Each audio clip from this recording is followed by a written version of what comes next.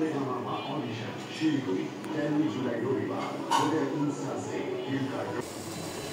যে অনেকে আমাকে বলে আপু প্রেসার কুকারে কীভাবে মানে চটপটি রান্না করেন, যে আপনাদের কাছে প্রেসার কুকারে চটপটি রান্না করে দেখা একদম ডেগের থেকে প্রেসার কুকারে খুব সুন্দর হয় রান্নাটা।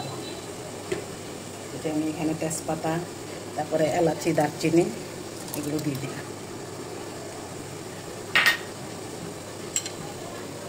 তারপরে এই যে রসুন বাটা, এই যে আদা বাটা,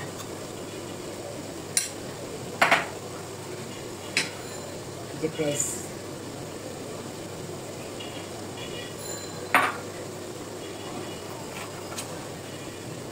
লবণ দিয়ে দিলাম পরিমাণ মতন। আমি ধনিয়ার গুঁড়ো দিয়ে দিলাম 1 চামচ। হলুদের গুঁড়োটা আমি একটু পরিমাণে একটু কম দিব, যে যেরকম ভালো লাগে দেবেন। অনেকে মানে অনেক দেয়, কিন্তু কালারটা বেশি না, আমি একটু হালকাই কালার আনবো।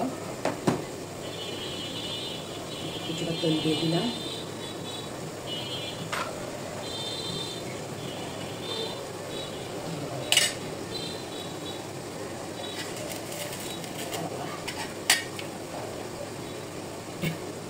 এই যে আমি একটু ফ্রোজেন টমেটো দিয়ে দিলাম।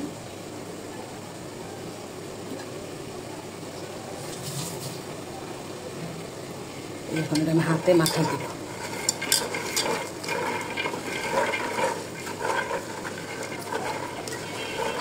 অনেক সময় মাখানোর পরও মানে টেস্ট মানে কিনা করে ডিপেন্ড করে।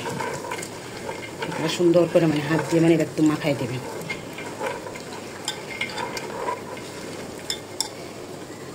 আমি চুলা ধরাই দিলাম, এখন এটা আমি একটু কষাবো।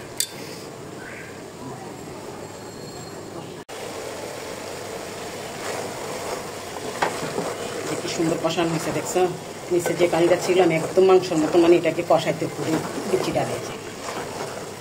কারণ কষাই আমার কাছে মানে ভালো লাগে চটপটি। এখন আমি পরিমাণ মতো পানি দিয়ে দিব।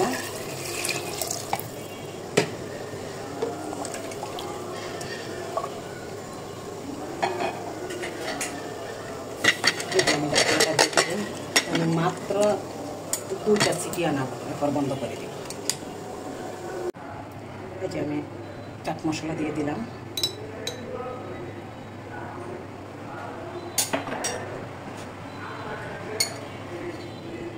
আমি কয়েকটা বিচি মানে তেঁতুলের বিচি দিয়ে দিলাম, যাতে যেটুক ছুটছে বাকিরা যাতে না ছুটে, গোটা গোটা থাকে।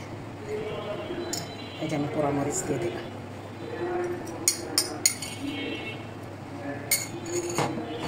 পুরিতে পোড়া মশলা দিতেই হবে।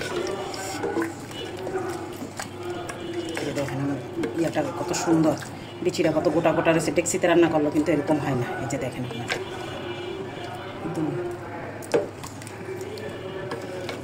এই কালারটাও খুব সুন্দর। আপনারা মনে রাখবেন 1টা সিটি দিবেন, 1 সিটির বেশি দিলে মানে নরম হয়ে যাবে।